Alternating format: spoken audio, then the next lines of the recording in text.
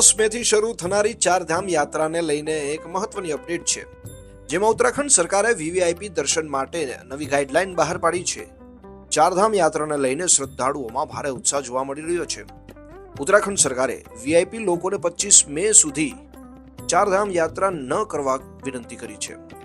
ઉત્તરાખંડ સરકારે બુધવારે કહ્યું કે પ્રથમ 15 દિવસ દરમિયાન વીવીઆઈપી ભક્તોએ યાત્રામાં ન આવવું જોઈએ, જેથી સામાન્ય શ્રદ્ધાળુઓને દર્શનમાં કોઈ મુશ્કેલીનો સામનો ના કરવો પડે.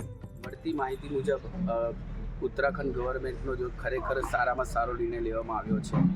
જે 10 મેથી યાત્રા ચાલુ થાય છે, ચારધામ યાત્રાનું, બરાબર છે. એની અંદર જે વીઆઈપી કલ્ચર હોય છે, જેના થકી શું છે કે જે સામાન્ય વ્યક્તિ છે, શ્રદ્ધાળુઓ છે, દર્શન કરવા માગતા હોય છે, જેમને અગવડતા પડતી હોય છે, પણ ઉત્તરાખંડ ગવર્મેન્ટે આ વખતે 25 મે સુધી જે વીઆઈપી કલ્ચર છે એમને પાસ નહીં આપવામાં આવે અને 25 મે પછી આપવામાં આવશે. જે ખરેખર પ્રશંસનીય નિર્ણય લીધો છે ઉત્તરાખંડ ગવર્મેન્ટે, બરાબર છે. તો જે આ સામાન્ય માણસ છે એમને સારી રીતના દર્શન કરવા મળશે.